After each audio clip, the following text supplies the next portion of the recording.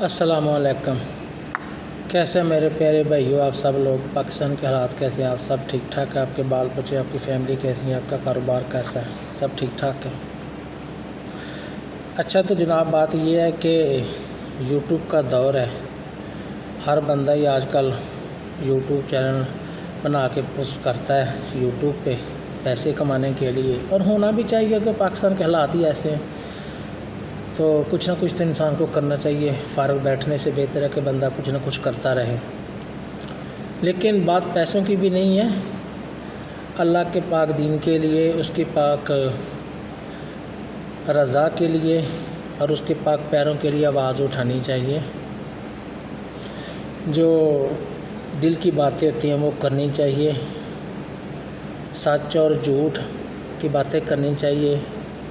हक़ और बातिल के दरमियान जो पाकिस्तान में 1400 साल से लड़ाई हो रही है, बातें करनी चाहिए। जितना हम लोगों को, हम जैसे छोटे लोग हैं, हमको जितना मालूम है हम उतना ही जानते हैं, उतनी ही बातें करते हैं। लेकिन जितना जानने के बावजूद भी, चाहे थोड़ा जान ले चाहे ज़्यादा जान ले, हक़ हक़ ही होता है, बातिल बातिल ही होता है। बात थोड़ी सी हो लेकिन सच्ची हो, वही हक़ होता है। तो भाइयों, बात यह है कि आजकल जितने भी मौलवी हैं ना, उनको एक परेशानी लाहक हो गई है। वो कह रहे हैं कि आज छोटे से छोटा बंदा जिसकी कोई औकात नहीं है, वो भी यूट्यूब पे, गलियों में, बाज़ारों में, मैंने ख़ुद सुना मौलवियों की ज़बानों से यूट्यूब पे, कि वो कहते हैं कि हर बंदा आजकल ना जो सहाबा कराम पे ना वो बातें कर रहा है, तानशाद कर रहा है, उसको गलत बयानी कर रहा है, जो भी कर रहा है। तो बात यह है कि मेरे प्यारे भाइयों, 1450 साल गुजर गए। इन लोगों ने जो दीन के ठेकेदार हैं, झूठी रवायतें गढ़ी हुई हैं, झूठी हदीसें बनाई हुई हैं इन लोगों ने। तो बात यह है कि हकीकत तो, सच तो सामने आना ही है ना। सच तो एक दिन सामने आना ही है। आप जितना मर्जी उसको झूठी हदीसें बना लें, झूठी रवायतें बना लें, उसको सच को छुपा लें, लेकिन सच ने एक दिन तो सामने आना ही है। तो मैं उन सब का शुक्रिया अदा करता हूँ जिनको आस्ता आस्ता सच का पता चल रहा है, जिनकी आंखों में, जिनके ज़हनों में सच आ रहा है, और वो सच को तस्लीम भी कर रहे हैं, और वो आवाज़ भी उठा रहे हैं मेरी तरह। तो मेरे प्यारे भाइयों, आवाज़ उठाओ बातिल के ख़िलाफ़।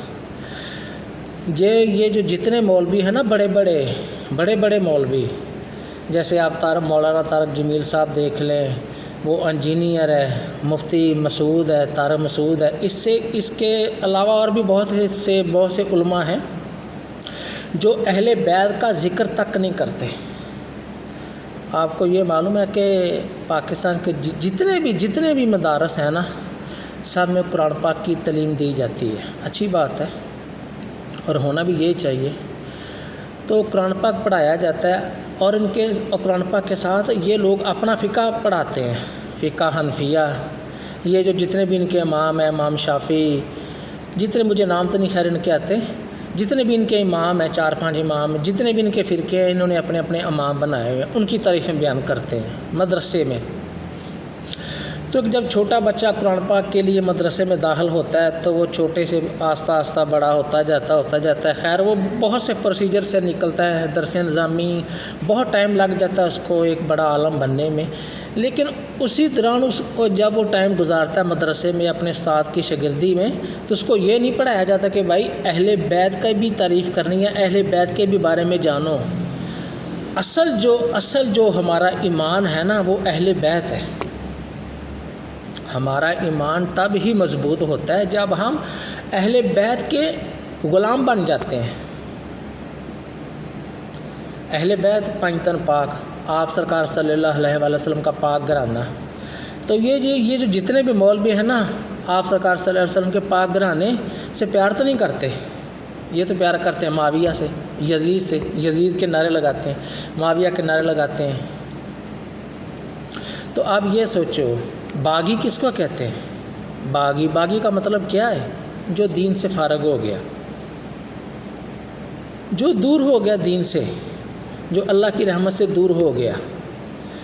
आपको एक मिसाल देता हूँ। हमारा पाकिस्तान है, हमारे पाकिस्तान में ये जो बादशाह नवाज शरीफ बन जाता है, और पंजाब का जो गवर्नर है وہ اس کی بیعت نہیں کرتا، نواز شریف کو وزیر اعظم تسلیم ہی نہیں کرتا، تو پھر باغی ہو گیا نا، اس نے بغاوت کر دی نا، یہ ہے باغی بغاوت۔ یعنی کہ اگر آپ دیکھیں کہ نواز شریف حق پہ ہے اور اسی کے ملک کا پنجاب کا گورنر پنجاب اس کی بیعت نہ کرے، اس کا انکار کر دے، اس کے خلاف کھڑا ہو جائے، اپنی فوج تیار کر لے، تو کیا ہوا؟ تو پھر اس کا مطلب یہ ہے کہ وہ اس کو نہیں نہ مانتا۔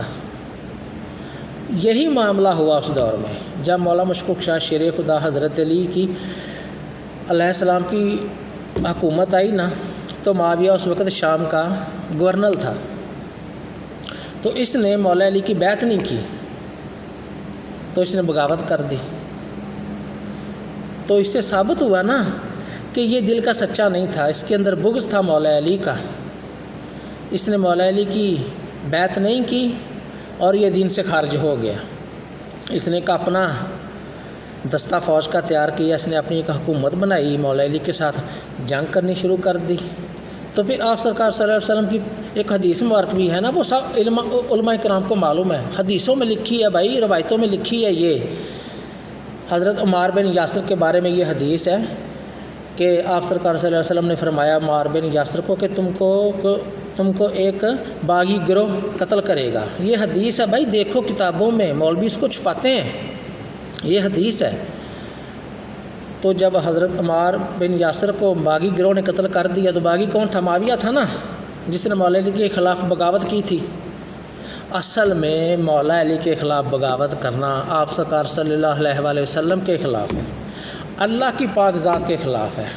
یہ تو فرمان ہے نا آپ سرکار صلی اللہ علیہ وسلم کا، آپ سرکار صلی اللہ علیہ وسلم سب کچھ فرما دیا کہ جس نے مجھے گالی دی، جس نے علی کو گالی دی اس نے مجھے دی۔ تو اب یہ اس سے حساب لگائیں، اندازہ لگا لیں آپ کہ جس نے بھی مولا علی کو اس کی شان میں گستاخی کی، مولا علی کو گالی دی، اس نے آپ سرکار صلی اللہ علیہ وسلم کو گالی دی، اور رسول کو گالی دی تو سمجھو اللہ کو گالی دی، تو پھر وہ دین سے خارج ہو گیا نا۔ تو آپ لوگ کیوں اس کے نعرے لگاتے ہیں؟ آپ پڑھیں، غور سے پڑھیں، حدیثیں پڑھیں، خود جانیں کہ پچھلے دور میں کیا ہوا تھا۔ یہ مولوی تو آپ کو اپنا لکھا ہوا پڑھا رہے ہیں، ان کے سینے میں اہل بیت کا اتنا بھی ذرا سی بھی محبت نہیں ہے ان کے سینوں میں، کیونکہ ان کے سینے اللہ کے نور سے روشن ہی نہیں ہے۔ جو علم باطن ہوتا ہے نا، باطن، وہ ان کے دلوں میں نہیں ہے۔ یہ جتنا مرضی قرآن پاک پڑھ لیں، حدیثیں پڑھ لیں، بڑے بڑے نعرے لگا لیں، یہ کر لیں وہ کر لیں، لیکن ان کے دلوں میں ایمان کی روشنی نہیں ہے، تبھی تو ان کے سینوں میں قرآن اترا ہی نہیں ہے۔ قرآن تو یہاں تک ہے، ظاہری علم ہے، باطنی علم ان کے پاس ہے ہی نہیں۔ وہی تو ہم سب کو یہ پڑھاتے ہیں تاکہ ان کا حقہ پانی نہ بند ہو جائے، معاویہ کے نعرے لگاتے ہیں، معاویہ کی شان میں نعتیں پڑھتے ہیں۔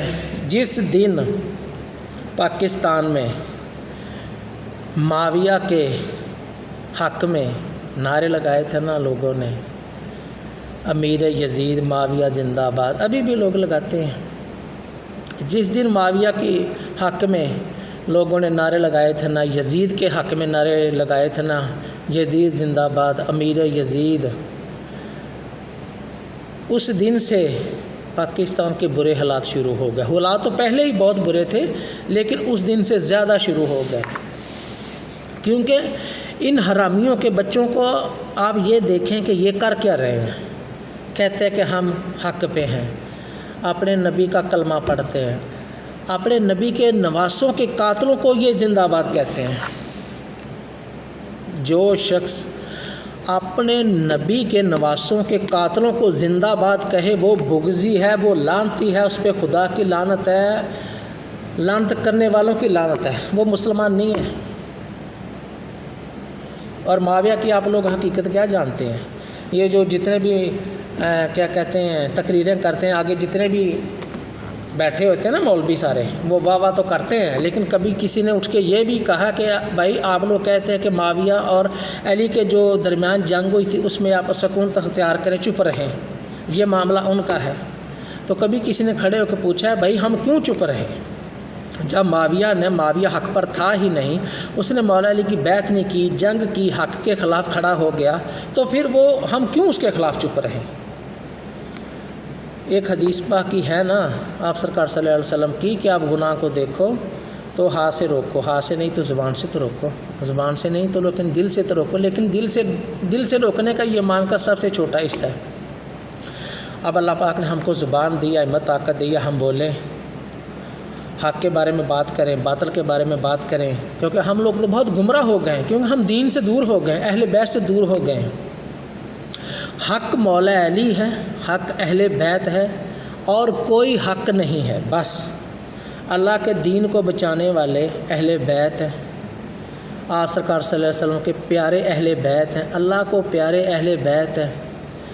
میرے پیارے بھائیوں، ہماری مغفرت تو اللہ پاک نے کرنی ہے، لیکن دل میں اہل بیت کا ایمان ہونا بہت ضروری ہے۔ یہ ایمان کا کیا کہتے ہیں اس کو، ایمان کی طاقت ہے۔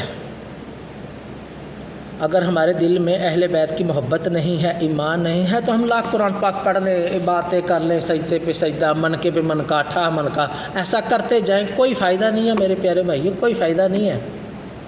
جب تک ہمارے دل میں اہل بیت کی محبت نہیں ہے، اللہ کی پاک ذات کی محبت نہیں ہے اور اس کے پیاروں کی محبت نہیں ہے، تو ہمارا یہ عبادت کرنا، نماز پڑھنا، یہ سب بیکار ہے۔ پوچھنے کسی مولوی سے بھی، حدیثیں کھولیں، آپ کو پتہ چل جائے گا۔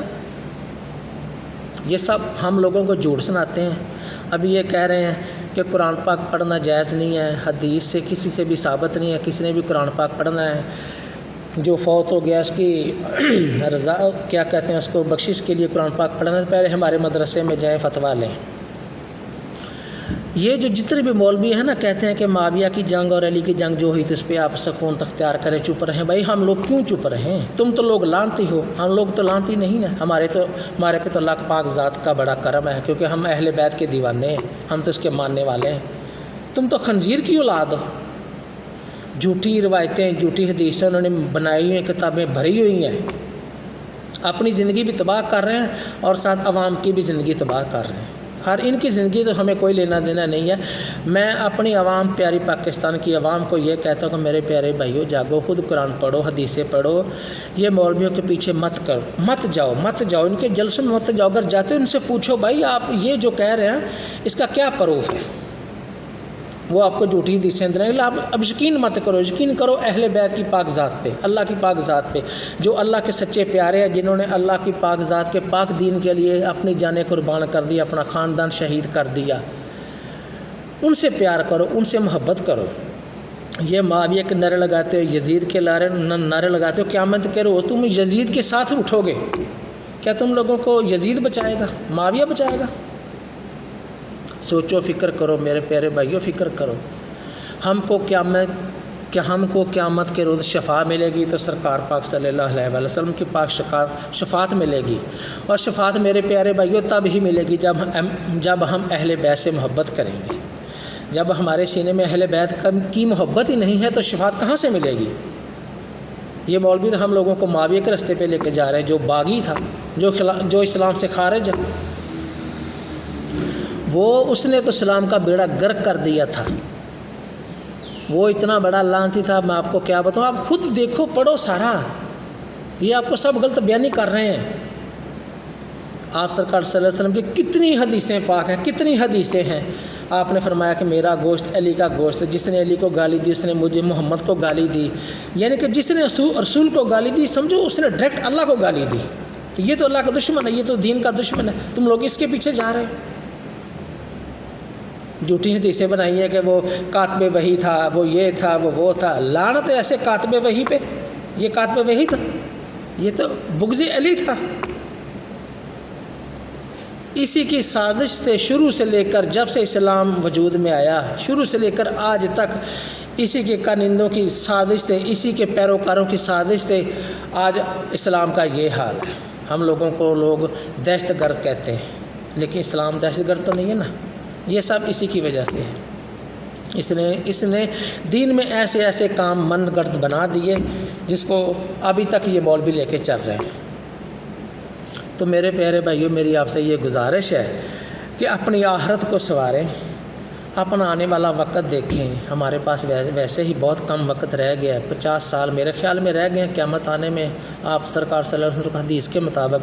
تو بھائی مرنا تو سب نے ہے، کسی نے بیٹھے نہیں رہنا، غور و فکر تھوڑا سا کر لیں، اہل بیت کو اپنے دل میں جگہ دے دیں، اہل بیت کو اپنے دل میں بٹھا لیں، اہل بیت کا نور اپنے دل میں ڈال لیں، دیکھیں پھر راہیں کیسے خوشگوار اور خوبصورت ہوتی ہیں۔ اللہ آپ کو زندگی تندرستی دے، خوش رہیں، آباد رہیں۔ اوکے، اللہ حافظ۔